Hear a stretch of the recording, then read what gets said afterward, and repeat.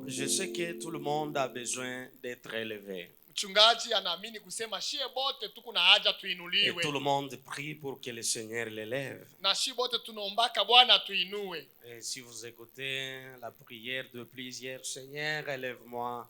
C'est toujours ça, Seigneur, élève-moi, Seigneur, Seigneur, élève-moi. Na ukasikia maombi ya wengi ni Bwana uniinue. Yesu nisaidia kuninue na mie. Et cette prière monte au ciel. Na hii maombi inapandaka mbinguni. Alors pour que le ciel puisse réagir, Sasa juu mbingu itende, ils étudient d'abord le dossier de cette personne ou la prière qu'il a faite. biku naangalia kwanza mambo ya mtu kuhusu maombi ambayo aliomba. Est-ce qu'il est digne d'être élevé? Bien sûr qu'il a prié, mais est-ce qu'il est digne? Il mérite d'être élevé ou pas? Ni kweli anaomba, lakini eti anastahili kuinuliwa au hapana?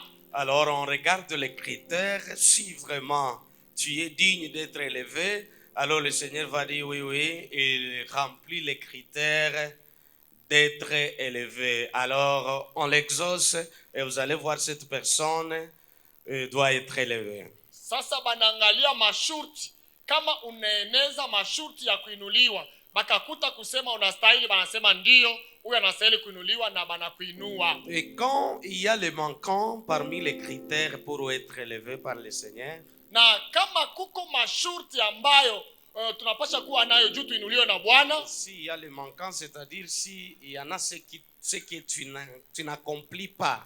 kama kuna kosa imoya enye hauenezi masharti yote, Oui. S'il y a les manquants des critères que tu n'accomplis pas, kama kuna kosa masharti moya enye haueneze, alors le ciel va dire comme ça, laissez-lui d'abord le temps de continuer à prier. Pendant qu'il est en train de prier, on regarde si il va remplir les restes des critères dont il n'a pas accompli quand il avait prié autrefois. Sasa mbingu itangalia, sasa tumwachie tena kwanza muda aombe, tuone kama ataeneza masharti yote ambaye hakueneza muda ambao uliopita. Et c'est pourquoi vous allez voir plusieurs prix, l'élévation, mais ça n'arrive pas. C'est parce que pour être élevé par le Seigneur, il y a les critères qu'il faut remplir. Na ndio maana utaona wengi wanaomba wainuliwe na Bwana hawafikie kuinuliwa, sababu kuko masharti ambayo tunapasha kuijaza yote. Alors le Seigneur m'a dit ceci, comme mes enfants prient trop l'élévation, tu vas aujourd'hui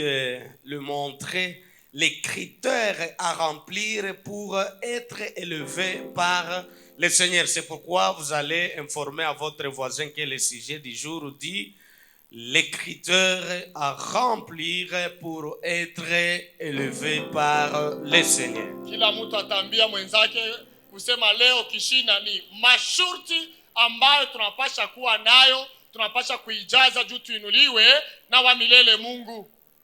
Les critères à remplir pour être élevé par le Seigneur. Masharti ambayo tunapasha kuwa nayo ya kuendeana sawa juu tuinuliwe na Bwana. C'est vrai, vous priez l'élévation, Ni kweli tunaomba kuinuliwa, mais il y a les critères à remplir. lakini kuna masharti na tupasha tueneze. Et si vous ne savez pas remplir ces critères, Sasa kama haujue kueneza ile masharti, ça vous sera impossible d'être élevé par le Seigneur. vitakuwa vigumu uinuliwe na Bwana. Je ne dis pas les critères à remplir pour être élevé dans une société. Mchungaji haseme masharti ya kuwa nayo juu ya kubeba kampuni fulani. Je ne dis pas les critères à remplir pour être élevé par les hommes. Mchungaji haseme masharti ya kuwa nayo juu ya kuinuliwa na watu. Non, je dis les critères à remplir pour être élevé par le Seigneur Dieu notre Père. Mchungaji anasema masharti ambayo tunapasha kuwa nayo juu tuinuliwe na wa milele Mungu Baba yetu. Alléluia. Amen. Alors vous qui priez l'élévation, c'est votre moment d'écouter attentivement pour que vous puissiez avoir les droits à faire pour que vous ayez ce que vous demandez. Shie benye kuombaka hasa juu ya kuinuliwa, sasa tuwe wasikivu juu tuyue nini na tupasa tufanye juu tufikie kuinuliwa na Bwana. Alors vu le temps est déjà parti, Kuona muda unaishaenda, Aujourd'hui, je vais donner juste un seul critère mchungaji atatupatia leo shurti moja qui tu, aura les A, B, C. na itakuwa na A, B, C. Les critères à remplir pour être élevé par le Seigneur. Mashurti ya kueneza juu tuinuliwe na Bwana. Les humains, pour élever un autre humain, Batu ba dunia juu ya kuinua mtu mwengine, ils ont aussi les critères. biko pia na mashurti. Parfois, ils disent il faut avoir le niveau d'études. Mara nyingine banasemake inabidi uwe msomi, Ça, tous nous connaissons. ile shie bote tunaijua. Et parfois, ils disent il faut avoir la compétence. Na mara nyingine banasema inabidi uelewe ile kazi mzuri. Pour être élevé, les autres disent il faut avoir aussi l'expérience. Ne fût-ce que pour être seulement engagé, on demande l'expérience. Alors, que dire d'être élevé? Il demande aussi l'expérience du travail déjà fait. Kwa kuinuliwa sharti ukuwe na experience ya ile kazi ambayo kunapenda uingie. Il demande, ce sont les hommes qui demandent ça. Batu njo banalombaka ile. C'est comme ça que le monde, eux, donc, pour être élevés, ils ont tant de critères que je ne saurais pas détailler par rapport au temps qui court vite. Na njo vile dunia iko juu uingie mkampuni, juu uinuliwe, kuna mashurti ambayo mchungaji atashinda kuitaa yote hapa. Il y a des critères qu'ils demandent. Kuna mashurti ambayo banalombaka. Maintenant, le Seigneur aussi demande quelques critères pour être élevé. Sasa Bwana na yeye anatulomba mashurti mwa fulani juu tuinuliwe. Lui aussi a l'habitude de demander. C'est comme ça lui aussi. Pour être élevé, il a toujours les critères qu'il donne pour avoir cette promotion. Ni vile na Bwana juu tuinuliwe naye kuna mashurti pia yashikufanya juu Bwana atukubali kutuinua. Haina ya kufanya tu hapa na yana lombaka. Donc na yeye kusabatu pour que uinuliwe. Na ye baba na ye kuna mashurti yake yenye analombaka mtu aieneze. Donc c'est comme ça qu'il est aussi. Analombaka na yeye ueneze ile mashurti juu uinuliwe. Ce n'est pas seulement il nous demande atulombe tushi hapa, analombaka na yeye sabatu bote. On peut gagner le temps, vraiment suivez-moi pour qu'on gagne le temps. Merci. Alléluia. Amen. C'est comme ça le Seigneur aussi a ces critères qu'il a toujours demandé pour élever quelqu'un. Ni vile Bwana naye ana mashurti yake analombaka kila siku juu ya kuinua mtu. Alors, quel est le premier critère? Selon les hommes, j'ai bien dit, ils demandent le niveau d'études, la compétence, l'expérience. Alors, selon le Seigneur, c'est quoi les premiers critères qu'il demande pour élever quelqu'un? Sasa kwa Bwana, shurti ya kwanza anaombaka juu enue mtu ni shurti gani? Le Seigneur, pour élever, il regarde d'abord le cœur. Bwana juu ya kuinua mtu anangaliaka kitu kia kwanza ni roho. Il regarde d'abord le cœur. Anangalia mbele moyo wa mtu. Lui ne regarde pas le niveau d'études. Ye hangaliake hatua ya masomo. Il ne regarde pas l'apparence. Hangaliake nje. Il ne regarde pas la compétence que vous avez. Hangaliake kompetence ya mtu. Mais lui regarde d'abord le cœur. Lakini yeye anangaliaka kia kwanza ni moyo. C'est pourquoi dans le livre de 1 Samuel chapitre 16 au 7e verset, na ndio maana mkitabu cha Samueli wa kwanza sura 16 mstari wake wa 7, la Bible dit c'est lorsque Samuel était en train de chercher David pour le oindre. Biblia inasema ni wakati nabii Samueli alikuwa anamtafuta Daudi juu ya mpage mafuta. Il regardait l'apparence de ses grands frères. Alikuwa anaangalia maumbo ya makubwa yake ya Daudi. Mais le Seigneur lui dit ne regarde pas l'apparence. Lakini Bwana akamwambia usiangalie umbo. Bien sûr, je cherche à élever quelqu'un dans cette famille. Ni vya kweli ninatafuta kuinua mmoja katika jamaa. Mais la personne dont je cherche, lakini mtu ambaye namtafuta, si tu regardes son apparence, kama ukaangalia umbo lake, tu seras trompé. utadanganywa. Ce sont les hommes qui regardent l'apparence. apparence. Ni batu njo banaangaliaka umbile. Mais moi, l'Éternel Dieu, Lakini mimi wa milele Mungu, moi je regarde d'abord le cœur. mimi ninaangalia kwanza ni roho. Alléluia kwa Yesu. Amen. Le Seigneur cherchait à élever David Bwana alikuwa anatafuta kumuinua Daudi comme roi en Israël. sawa vile mfalme wa Israeli. Mais au lieu que le Seigneur regarde d'abord comme les hommes regardent, Pahali baba Mungu angalie kwanza jinsi batu banaangaliaka, il dit non, non, non, non, non, non, non, non. anasema hapana. Mes critères ne vont pas comme les critères des hommes. Shurti yangu haina sama shurti ya batu. Moi, je commence d'abord par regarder le cœur. Mimi naanzaka mbele kuangalia ni roho. Et quand je trouve le cœur comme je veux, Na kama nakuta roho iko tayari vile napenda, c'est alors que je dois élever. ni hapa sasa nitainua. Alors, si le Seigneur regarde le cœur, Kama Bwana anaangalia roho, c'est le cœur qui est comment? ni roho iko namuna gani? Parce que tout le monde avait le cœur. Kila mtu iko na roho. Même ses frères avaient le cœur. Na pale banduku yake bakubwa yake ya Daudi balikuwa na maroho. Mais le Seigneur dit, je regarde le cœur. Sasa Bwana anasema niko naangalia ni roho. Est-ce que c'est David seulement qui avait le cœur? Sasa eti ni Daudi tu ndio alikuwa na roho? La réponse c'est non. Jibu ni kusema hapana. Même ses frères avaient le cœur. Na bakubwa yake balikuwa na maroho. Alors c'est quel cœur que le Seigneur cherche pour élever? Sasa Bwana anatafutaka roho ya namuna gani juu ainue? Ah, c'est là où nous allons commencer le message. Ni pale njo bujumbe wetu bunaanzia. Alors le cœur que le Seigneur cherche en première position, Roho ambayo wa milele kunatafuta mwatua ya kwanza, c'est le cœur qui est rempli de l'amour sincère envers les autres. ni roho ambayo inajazwa na mapendo ya kweli kwa wengine. Un cœur qui est rempli de l'amour sincère envers les autres. Roho ambayo inajaa na mapendo ya kweli juu ya batu wengine. Alléluia. Amen. C'est le cœur là que Jésus cherche. Ni ile roho njo Yesu kunatafuta. Alors nous allons voir, dans une autre famille, nous laissons d'abord la famille de David.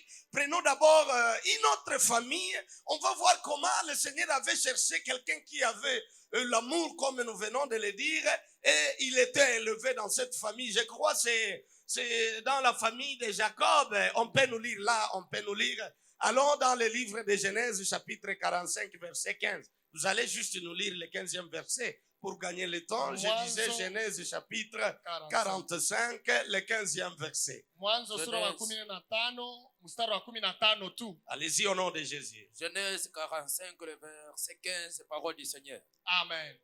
Il, embrassant aussi tous ses frères, Il dit, il embrassa tous ses frères. Anasema akabayambilia banduku yake Allez-y, bote. papa. en pleurant. Et puis, il plairait fort. Na zaidi ya Oh, alikuwa nalia nguvu sana. Après quoi, ses frères s'entretenirent avec lui, parole du Seigneur. Amen. Amen. Acclamons la parole.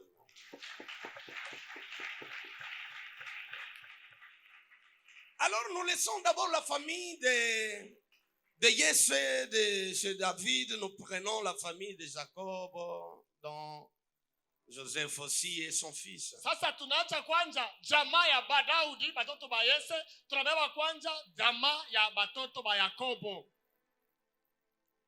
Nous voyons Jacob avait beaucoup d'enfants, comme nous connaissons, presque 12. Tunaona Yakobo alikuwa na batoto bengi karibu 12.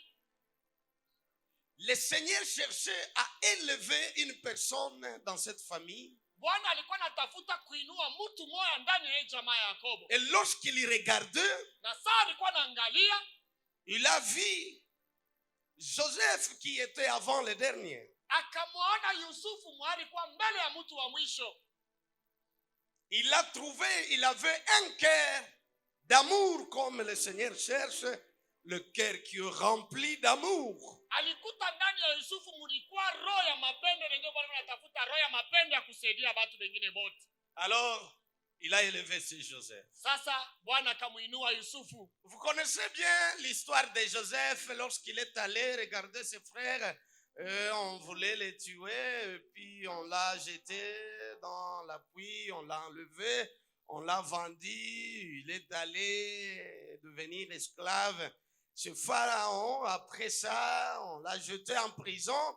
Et après, il a été élevé. Vous connaissez bien toute son histoire. Tunaiwa sie bote hadithi ya Yusufu kisa alirudishwa na banduku yake akaenda kuwa mtumwa mnyumba Potifari, baadaye akatupwa katika kifungo, kisha nyuma yake akainuliwa mwinchi ya Misri. Cet homme avait souffert. Huyu ndugu aliteswa. Et qui l'avait fait souffrir? Na ni wanani walimfanya huyu ndugu ateswe? Ce sont ses frères. Ni banduku yake, watoto wa baba yake. Après toutes sortes de souffrances, kisha aina yote ya mateso, il a été élevé comme vous connaissez. akainuliwa sawa vile tunayua shie bote. Nous courons vers le temps. Tunafukuzia wakati. Voilà pourquoi j'ai sauté toute cette étape de l'histoire. Na ndio maana mchungaji anatambuka historia yote. Je vais vers le but. Anaenda kulengo. Alors quand Joseph était élevé, wakati Yusufu alipoinuliwa, la famine a frappé partout. njaa ilimpiga fasi yote. Quand la famine avait frappé partout, kama vile njala ilijaa katika ulimwengu wote, ses frères aussi cherchaient à manger. banduku yake pia njaa ilibapata, bakaanza kutafuta chakula. Ils se sont dit, on va aller en Égypte pour aussi chercher à manger. Bakasema na tupasha pia twende mu Misri tukatafute chakula. Et lorsqu'ils sont arrivés là-bas, wakati walipofika ku Misri, ils ont trouvé, c'est leur frère qui gouvernait l'Égypte. Bakakuta ni ndugu yabo Yusufu nje kunatawala mu Misri. Ils ont trouvé leur frère qu'ils ont fait souffrir pendant longtemps. Bakamkuta ndugu yabo mwenye balimutesa muda mrefu nje kunatawala ku Misri. David et Joseph, Yusufu les a vus. Akawaona. Il les a reconnus. Akabaelewa, akabatambua. C'est là où on nous a lu le verset là. Ni pale penye balitusomea ili shahidi. Quand Joseph les avait vus, wakati Yusufu alipowaona, la Bible dit, Biblia inasema il les embrassa akabakumbatia et il pleura. akalia kwa uchungu. Et si vous faites les études comme on nous avait enseigné, kama ukajifunza zaidi sawa vile il y balitufundisha, a un sujet qu'on parle sur les larmes de Joseph. kuko kishina kinasemezea juu ya machozi ya Yusufu. Les enseignants disent quoi? Na walimu wanasema nini? Ils disent quand Joseph, on l'avait maltraité par ses frères. Wakati Yusufu balimutesa kwa banduku yake, La Bible n'a pas signalé que Joseph plaira. Biblia haikusema Yusufu alilia. Chez Potiphar non plus. Kwa Potifari pia habakusema. Dans la prison non plus. Mkifungo pia Biblia haikusema sasa Yusufu alilia. Mais la Bible a mentionné que Joseph plaira. Lakini Biblia iliandika kusema Yusufu alilia lorsqu'il a embrassé ce frère. wakati alikumbatia wa ndugu yake. Pourquoi il a pleuré? Juu ya nini alilia? Mais lors de la souffrance, Lakini wakati wa mateso, la Bible ne mentionne pas que Joseph a pleuré. Biblia haikusema Yusufu alilia mateso. Même pas une larme de Joseph coulée. Hata machozi kidogo ya Yusufu haikuvuja Lors de sa souffrance. wakati alikuwa mateso. Mais lors de rencontre avec ses frères, Wakati wa kukutana na banduku yake, Joseph a pleuré. Yusufu analia. On nous dit ceci. Banatuambia hivi, Joseph a pleuré Yusufu alilia parce qu'il avait besoin de ses frères. sababu alikuwa na haja na hamu ya banduku yake. Sa famille le manquait beaucoup. Jamaa yake hakuwa naiona tena, hasa alikuwa na Ça fait trop longtemps que sa famille lui manquait. ulipita muda mrefu hakuwa anaona tena jamaa yake. Il avait besoin de ses frères. Alikuwa na haja ya banduku yake. Et puis l'élévation de Joseph Sasa kuinuliwa kwa Yusufu était liée à sa famille. ilifungwa kwa jamaa yake, Pas liée de sorte iliambatana na jamaa yake. Joseph, même son rêve était lié à sa famille. Hata ndoto yake ilikuwa inaambatana tu kwa jamaa yake. Alors Joseph a été élevé, Sasa Yusufu aliinuliwa, mais il cherchait sa famille. lakini alikuwa anatafuta jamaa yake. Il aimait sa famille. Alikuwa anapenda jamaa yake. Il avait besoin de sa famille. Alikuwa na haja ya jamaa Et yake. lorsqu'il a vu sa famille, Na wakati alipoona jamaa yake, oh, il a commencé à pleurer akaanza na kulia. parce qu'il avait besoin de cette famille. Sababu alikuwa na hamu ya hii jamaa. Deuxièmement, il avait pleuré Kitu cha pili kilimtuma Yusufu alie. parce qu'il a vu comment Dieu, notre Père, est fidèle. Aliona jinsi gani Baba Mungu ni mwaminifu. Dans les rêves, Mundoto il avait vu comment ses frères vont s'agenouiller devant lui. aliona jinsi gani bandugu yake watapika magoti mbele yake. Et ce jour-là, Na ile siku il a vu cette prophétie s'accomplir. akaona ule unabii unakamilika. Alors il a pleuré. Sasa akalia. Il a dit, je voyais ça Akasema nilionaka hii vitu dans la vision. mumaono. Alors ma famille me manquait. Sasa jamaa yangu sikuwa naiona tena. Aujourd'hui, je le vois. Leo ninaiona. Et en voyant la famille, Hivi naona jamaa yangu. je vois les rêves que j'ai rêvés chez nous s'accomplir. Naona ndoto ambayo ilitoka kwetu inakamilika. Malgré Joseph était élevé en Égypte, Ijapokuwa Yusufu alirudiwa Misri, avant de voir sa famille, mbele ya kuona jamaa yake, il ne disait pas que sa vision est accomplie. hakuwa anasemaka kusema ndoto yake inakamilika. Parce que dans son rêve, il voyait ses frères, son père aussi à ses côtés. Sababu mundoto yake alikuwa naona banduku yake na baba yake pembeni yake. Mais le jour qu'il a vu ses frères, Sasa siku aliona banduku il yake, a dit aujourd'hui ça s'est accompli. akasema leo ndoto inakamilika. Je voudrais te dire, bientôt ta vision va s'accomplir. Amen. Mchungaji anapenda kutuambia maono yetu itakamilika sasa. Même si ça traîne, Hata kama nagawia, ça va certainement s'accomplir. itakamilika mpaka. Même si tu traverses par des combats, Hata kama unapitia mavita makali, même si tu es dans une situation compliquée, hata kama uko maneno moyo ya nguvu, même si tu as déjà désespéré, hata kama ulishatoa tumaini, mais ce que le Seigneur a dit à propos de toi, kenye Bwana alisema juu yako ça s'accomplira certainement. kitakamilika mpaka. Même si les sorciers s'élevaient, Hata balozi baliinuka, même si tous les démons s'élevaient, hata kama mapepo yote mais inainuka, ce que le Seigneur a dit, kenye Bwana alisema ça s'accomplira certainement. kitakamilika mpaka. Alléluia. Amen. Ce jour-là, Joseph a vu Ile siku Yusufu aliona comment son rêve s'est accompli. jinsi gani ndoto yake ilikamilika. Il a dit, mes frères, Akasema bandugu yangu, oh, je vous aime. namwipenda, Je vous aime. namipenda. Ça fait très longtemps. Inafanya muda mrefu. Vous savez, Joseph était vendu à 17 ans. La prophétie est allée s'accomplir à 39 ans, des choses comme ça. Unajua Yusufu alirudishia mrefu ya miaka 17, lakini unabii unakamilika miaka 13 na Combien de temps qui est passé? wakati wote. De 17 ans à 39 ans. Kuanzia miaka 17 hadi Combien de temps? Imaginez 22 ans sans voir sa famille biologique. miaka 22 bila kuona jamaa yake, Loin de sa famille. mbali na jamaa Et yake. il était parti dans quelles conditions? Na alienda muhali gani? Dans une condition de souffrance. Muhali ya mateso. Son papa pleurait. Baba yake alikuwa na nini? Joseph savait que son papa l'aimait trop. Yusufu alikuwa anajua kusema babake anampenda sana. Alors il pensait à son papa. Sasa alikuwa anakumbuka baba yake. Son papa. Iko na muwaza baba yake. Ah, comment il va?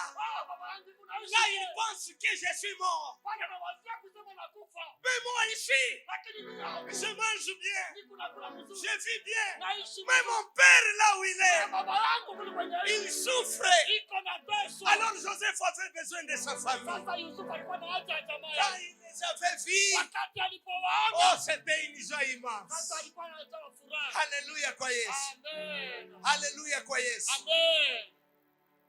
Ça s'accomplira. Itakamilika mpaka. Même si tu passes par l'ombre de la mort, le Seigneur va te revenir à la vie. Amen. Hata kama unapita kwenye uvuli wa mauti, Bwana atakurudisha katika uzima. Pour que tu vives l'accomplissement de ce qu'il t'avait annoncé. Amen. Juu uishi makamiliko ya malako ambayo alikulaka. On gagne le temps, pas beaucoup de commentaires. Tunakomboa muda.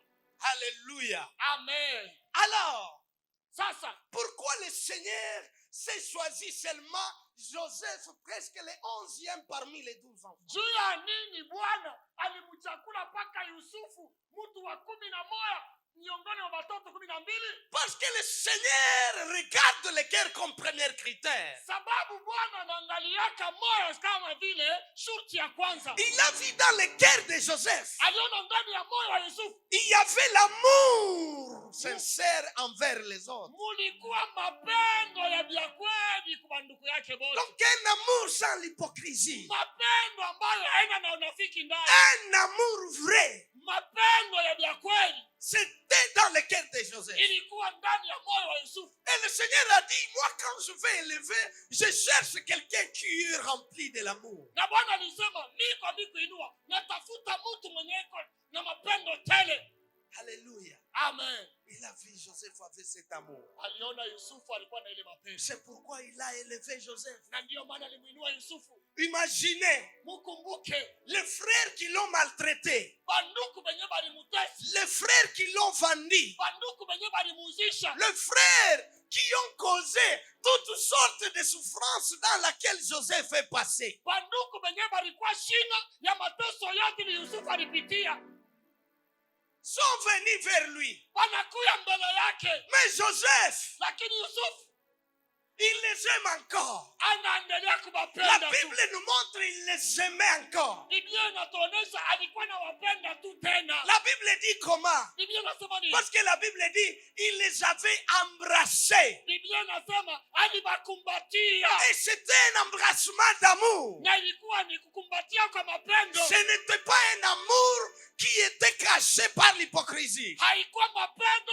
yenye kufichwa na unafiki mule ndani. Parce que la Bible devait nous dire, après avoir les embrassés, il les avait fait du mal. Biblia inapaswa kutuambia kisha kubakumbatia alibatendea mabaya. Mais la Bible nous montre, après avoir les embrassés, il les avait fait du bien. Lakini Biblia inatuonesha baada ya kubakumbatia akabatendea mema. Il avait l'amour. Alikuwa na mapendo. Bien aimé, Wapendwa, l'amour mapendo est plus grand que le niveau d'études que vous ni avez. munene zaidi ya hatua ya masomo yenye tuko nayo. L'amour Mapendo, est plus grand que les 10 doctorats que vous pouvez avoir. mapendo ni munene zaidi ya madoktora 10 ambao unaweza kupata. Le monde cherche les docteurs pour les élever, les licenciés. Mais le monde spirituel, le Seigneur a besoin de gens qui sont remplis de l'amour sincère pour les élever. Dunia inatafuta batu basomi juu ya kubenua, lakini ulimwengu wa kiroho, mbingu iko natafuta ni mtu mwenye kuwa na mapendo ya kweli juu ya imuinue. Est-ce que vous avez un amour sincère envers les autres? Eti una mapendo ya kweli kwa wengine Pour que le Seigneur vous élève. juu Bwana kuinue. La prière est déjà montée. Maombi ilishapanda, Mais le Seigneur regarde les critères. lakini Bwana kuna angalia masharti. Est-ce que vous avez un amour sincère? Eti kuna mapendo ya kweli ndani yako.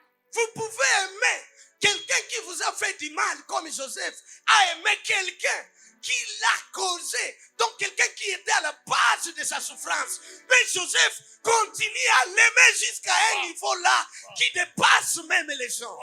Unaweza kupenda mtu mwalikufanyia mabaya. Yusufu alipenda watu na walimtendea vibaya na akaendelea kuwapenda hadi mwisho. Cet amour, Ile mapendo c'est ce que le Seigneur cherche. ndio Bwana kunatafuta. C'est l'amour qui animait aussi le cœur de David. Ni mapendo ndio ilikuwa inasubutisha roho ya Daudi pia. C'est cet amour-là qui animait aussi le cœur de Ni David. ile mapendo ndio ilikuwa ndani ya roho ya Daudi. Donc les gens que l'Éternel élève, Watu wenye wa milele na ce uinuaka sont les gens qui sont animés par son amour. ni watu wenye kujia na mapendo yake. Or l'amour, Na mapendo c'est ça Dieu. ndio Mungu mwenyewe. Dieu, c'est l'amour. Baba Mungu ni mapendo. Et c'est ça sa nature. Na ndio umbili À wake. cause d'aimer les autres, Juu ya kupenda wengine. il est même prêt à donner son fils propre Iko tayari kutoa mwana wake wa pour pekee. que les autres puissent en Juu bénéficier. wengine wote ulimwengu À wako. cause de l'amour, Juu ya mapendo. Père Dieu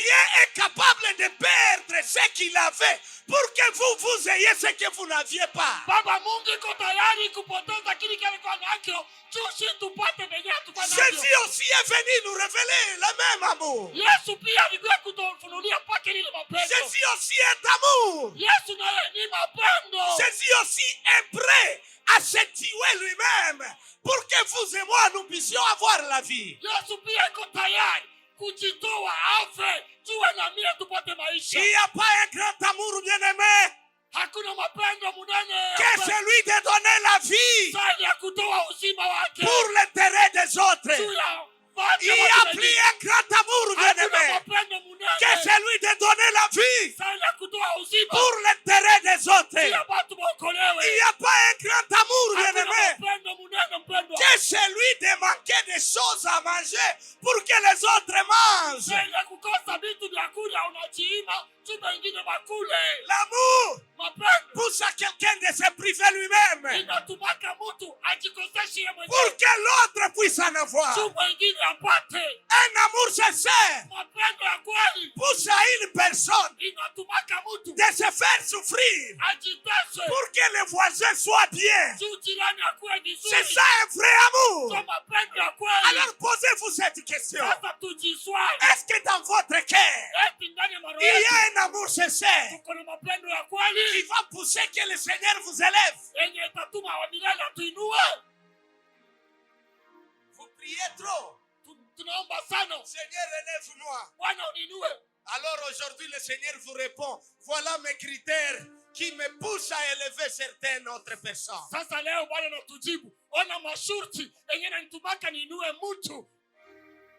Mais quelqu'un, jusqu'à ce niveau, papa, la Bible me dit, Joseph a donné la nourriture. Wow. Il a donné même les habits à se changer en cours de route. Wow. Il a donné même les pièces d'argent Benjamin aux autres là. Wow. Il dit, va et vous allez encore revenir. Wow. Donc quelqu'un qui t'a fait du mal. Mais toi, tu ne comptes pas le mal de quelqu'un.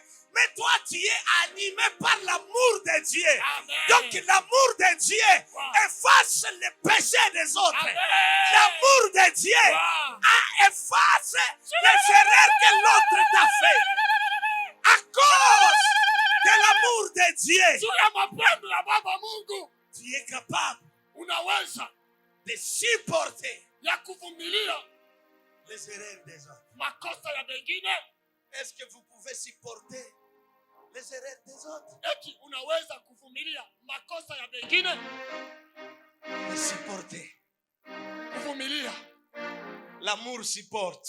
Mapendo inavumiliaka. Alléluia. Amen. Alléluia. Amen. Joseph, Yusufu au lieu de regarder les erreurs qu'on lui a fait, bali angalie mabaya yenye balimtendeaka, mais il a regardé l'amour lakini de ses frères et sœurs. anaangalia mapendo ya bandugu yake. Alléluia. Amen. Alléluia. Amen. Deuxième critère. Kitu shurti ya pili. J'avais dit, je vais donner le premier critère qui est le cœur qui est rempli de l'amour. Maintenant, c'est le petit A. Sasa ni mchungaji alisema shurti ya kwanza ni roho yenye kujaza na mapendo ya kweli. Sasa hii ni A yake. Le petit A. A kidogo.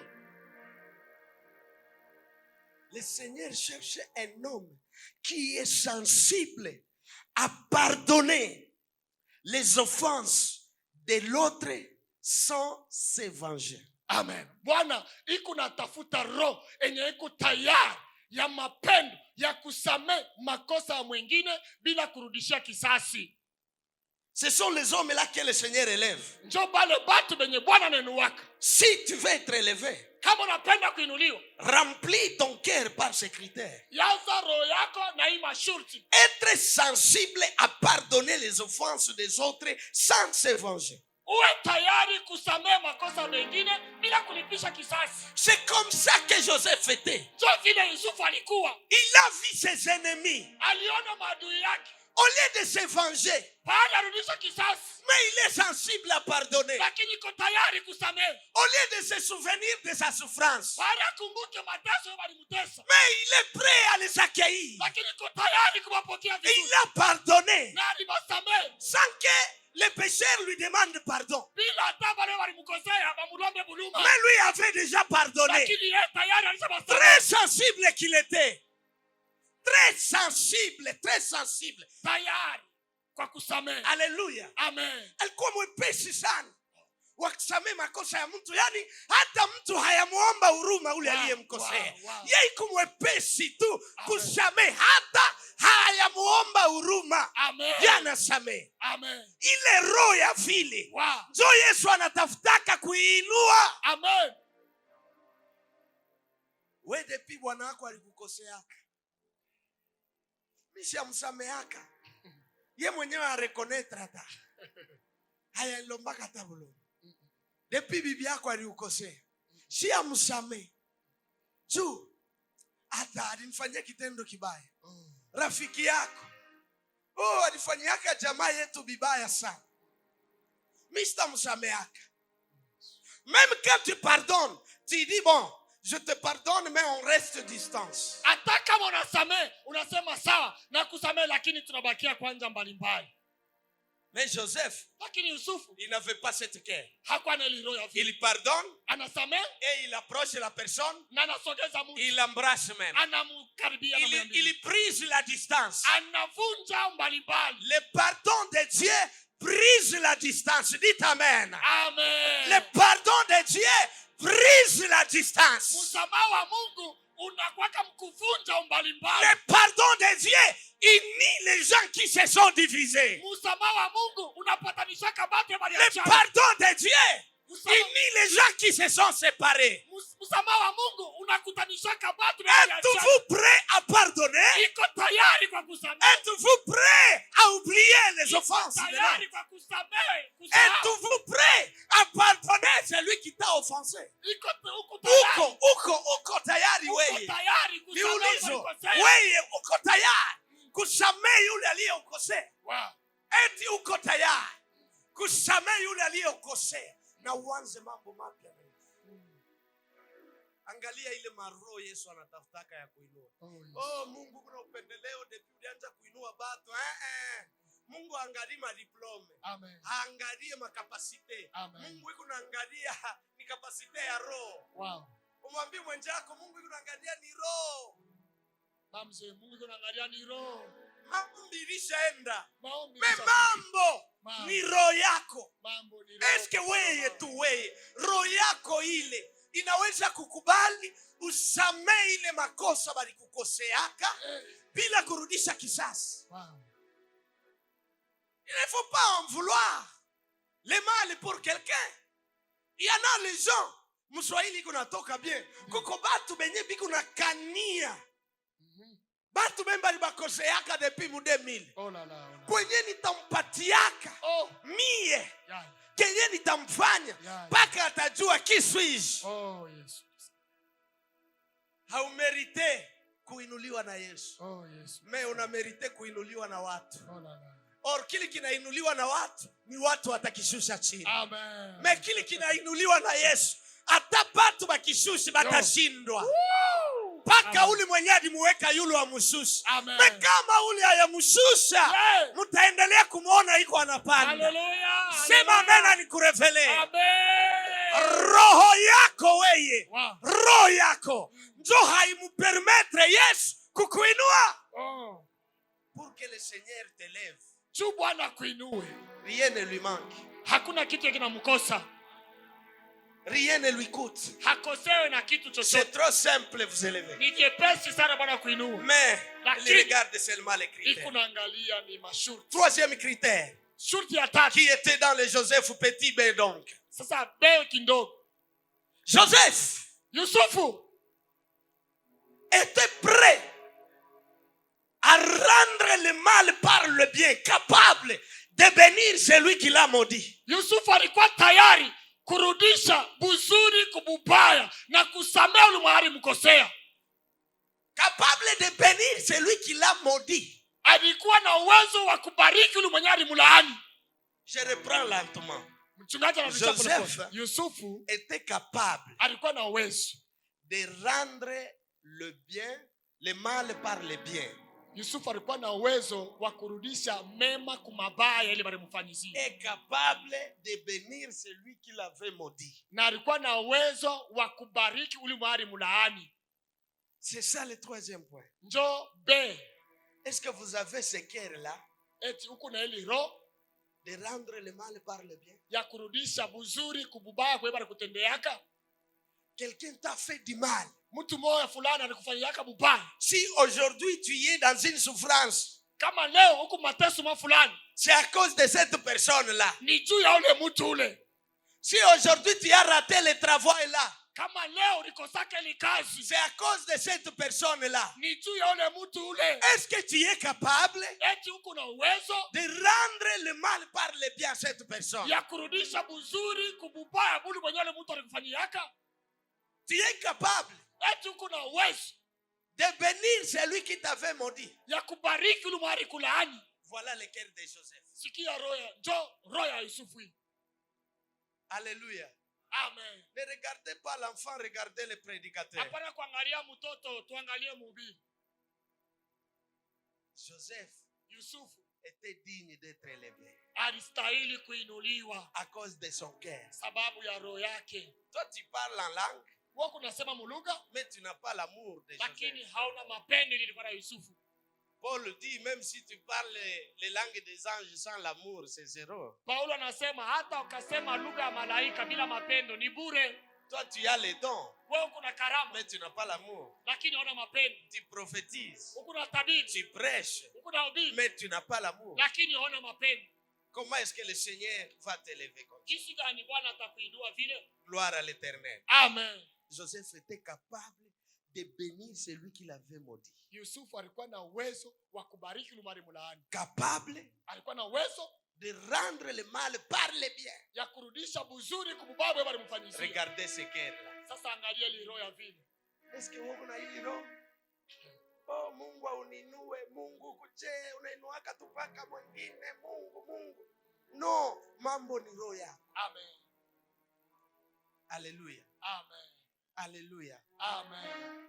Wewe roho yako iko tu ya kukania batu paka bibaya. Oh. Mi siku yenye Mungu ataniinuaka, sibo peke batashikia. Oh. Na mkartie batasanti. Yeah. Vile bien nitafanya.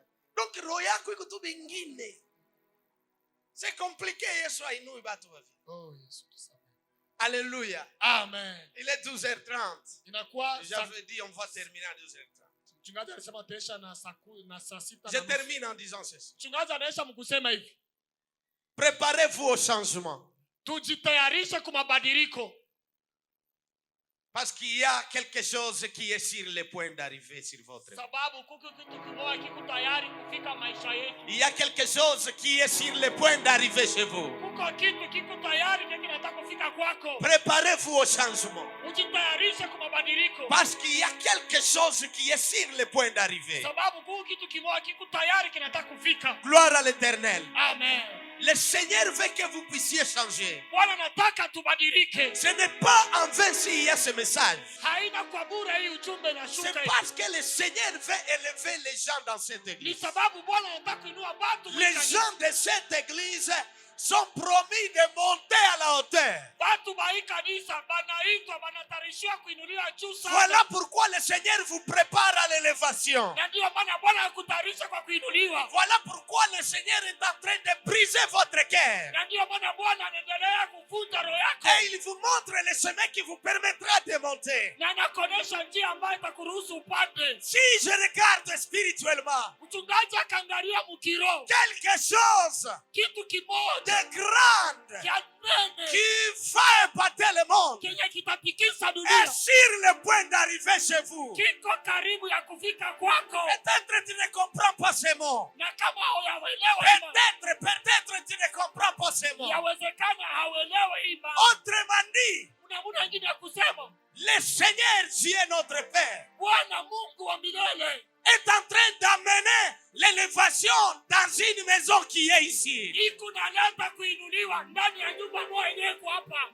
Dans la maison de David, ndani ya nyumba ya il Daudi y a quelque chose qui se prépare à arriver. kuko kitu kimoja Dans la maison d'une maman, munyumba mama il y moya a quelque chose que le Seigneur a prévu. kuko kitu kimoja kenye Bwana Il y a ataisha quelque chose de gloire. kuko kitu kimoja cha utukufu Il y a quelque chose de grande. kitu kimoja Il kinene y a quelque chose d'honneur kitu kimoja cha qui heshima est sur le point d'arriver chez vous. kiko karibu kufika kwako, Mais préparez-vous au changement. lakini ujitayarishe kwa mabadiliko. Que les gens veulent ou pas, Watu wapende wasipende, cela arrivera. kitafika mpaka Le Seigneur va t'élever. Bwana atakuinua, Il va t'imposer. atakuinua. D'ailleurs, Kwanza Saïl Saulo n'aimait pas que David passe à la royauté. hakuwa anapenda Daudi apite kukiti Mais cha comme le Seigneur l'a choisi, lakini sasa vile Bwana il l'a imposé à la royauté. alimuweka kumfalme. Je voudrais t'annoncer une bonne nouvelle. Mchungaji anapenda kukwambia basi, C'est lui qui te combat. ule wa kupiganisha Le Seigneur le sortira de là Bwana atamtosha pour pale, que tu puisses t'asseoir là-bas. jua uikale pale, C'est lui qui te combat. ulimwengombanisha. Écoutez, je vais parler quelques phrases là qui est trop dire, mais c'est ça la vérité. Mchungaji anataka kusema musema moyo kwa nguvu, lakini njoo kweli. Acha niseme Mswahili mipeke. Amen. Ndio kitasikilika bien. Amen. Baba Mungu juu ya elevation yako Wow. iko meme tayari ya kuua hata famille yote mzima yenye kuna kuzuia wewe usiendelee mbele. Amen. Juu wewe uendelee. Amen. Ça c'est la parole. Amen. Imaginez, Dieu est capable de sacrifier toutes les nations qui vivaient à Canaan, de les chasser pour qu'une seule nation, Israël, puisse venir habiter à Canaan. Kumbuka Baba Mungu yuko tayari kufukuza na kuua mataifa yote yenye kwenda Mkanaani juu ya taifa lake tu moja, hii ikale pale Kanaani. À cause de toi seul, Juu ya kuwa peke. si une famille s'impose Kama jamaa moja à inainuka ton élévation, juu ya kuinuliwa le kwako, Seigneur va les exterminer. Bwana atabaisha. À cause de toi, Juu yako si quelqu'un se lève, kama mtu le anainuka, Seigneur peut les terrasser. Bwana anaweza kumuua. Le Seigneur est capable Bwana ana uwezo de refuser Saïl ya kukatala Saulo pour que David passe à la juu royauté. Daudi apite kumfanya. Je voudrais te dire, Mchungaji anapenda le kusema Seigneur est en train de refuser certaines autres personnes pour que toi tu sois élevé. Bwana anaendelea kukatala watu wengine juu wewe uinuliwe. Amen, amen, amen, Ce que je dis c'est fort, ça vous dépasse. amen, Mais attention avec le Seigneur. amen. Le Seigneur n'est pas un homme. Bwana hana mtu hapana. Le Seigneur, Bwana, juu yako wewe. wow. C'est parce que vous ne savez pas comment Jésus faisait. Ni sababu hatujua jinsi gani Bwana anatupenda. Mtu ashipiti munjia yako. Amen, Alléluia. amen. Vous savez, le Seigneur peut faire des choses qui vont étonner car la Bible dit Pharaon lui-même a prononcé des paroles. Il a dit à Joseph, non, appelez ta famille comme j'ai appris que ta famille est venue. Qu'ils choisissent partout où il voudra s'asseoir dans le pays. Et on va leur donner le meilleur de ce pays. Amen. On va leur donner et ils vivront bien. Qu'ils ne regrettent pas d'avoir laissé certaines autres choses là chez eux. Qu'ils viennent seulement choisir partout où ils voudront. Ils vont s'asseoir bien et ils auront la meilleure de ce pays. Amen. Donc le Seigneur est capable. Vous savez, c'est là, qu'est-ce que ça veut dire? Ça veut dire que la richesse de l'Égypte était partie avec la maison de Jacob. Amen. La richesse de l'Égypte, c'est parce que c'était la meilleure, était partie avec Israël. Amen. Qu'est-ce que je veux dire? Le Seigneur est capable de vous faire accompagner de toute richesse Wow. des injustes de ce monde. Amen. À cause de toi qui es juste devant ses yeux. Amen. Yesu ana uwezo wa kufanya mali yote ya bapagani anaibeba inakuwa yako wewe. Amen. Anakupatia. Amen. Anaweza atabafanyia mambo yenyewe hautaitika. Amen. Unaona kiproblemi kimoja kinamfikia tu paf. Banakuita kuya utombea anatosha kietaji kile kinene. Anakupatia usema pastor don, tunapona tu. Amen. Beba hiki nyumba. Baba pastor, tunapona tu. Beba hivi kile. Amen. Sasa mwebe mkatala sio wa mtu kulia vya balozi na vya machawi. Mtaishia wapi? Si Yesu anatupatia kabili vya balozi, vya machawi, vyote na utaniona niko paka pembeni yao ni unawapika madozi. Amen. Au nom de Jésus, sois guéri. Amen. Anapata délivrance. basi bananiletea boro. Amen. Haleluya. Amen. No, sema amen anikurevele no. Amen.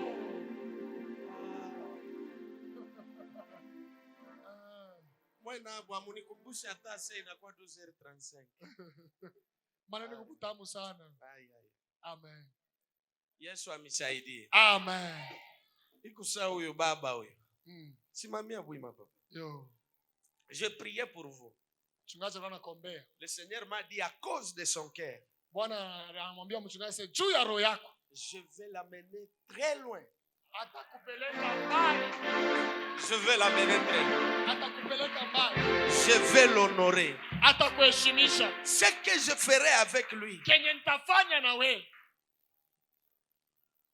Vous savez, la conversion de plusieurs est derrière votre évangile. Amen. Unajua kuamini kwa watu bengi iko kumkongo wa injili itatoka mkinywa chako.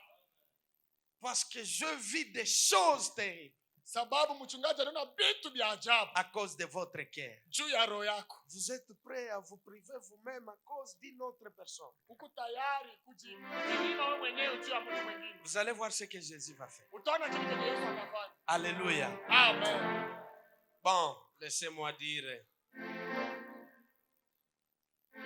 Premier critère, c'est le cœur qui est rempli d'amour. Amen. Acha mchungaji aseme. Deuxième critère, le mardi. Amen. Alléluia. Amen. Soyez bénis, papa. Ubarikiwe. Deuxième critère, shurti ya pili, le mardi. Siku ya pili. Soyez bénis, mama. Mbarikiwe mama. Parce que na wewe ungekuwa mbaya ungekuwa namwampeshe bwana wako kufanya vibaya. Amen. Ukumwampesha asifanye vile vizuri iko nafanya juu ya Yesu. Kweli. Mimi na wewe una roho ya bio unamsindikiza mpaka Bwana si tufanye. Tufanye juu ya Yesu. Yesu ampeleke mbaya. Amen. Haleluya kwa Yesu. Amen. Umuulize mwenzako utakosa mardi. Mamze utakosa mardi. Umufikishia senjoko ku deuxième critère. Jean Edouard, mardi njoko ku deuxième critère. Mais c'est comme si bato baongee umuulize sisi unapenda kuinuliwa sema mardi ndio watakwambia secret ya pili juu ya kuinuliwa. Papa Senfo, unapenda kuinuliwa? Mardi ndio watakwambia siri. Alléluia. Amen. Alors on va prier. On va dire Seigneur, remplis-moi de l'amour. Est-ce que tu peux prier là où tu es? Dis Seigneur. Je vais être comme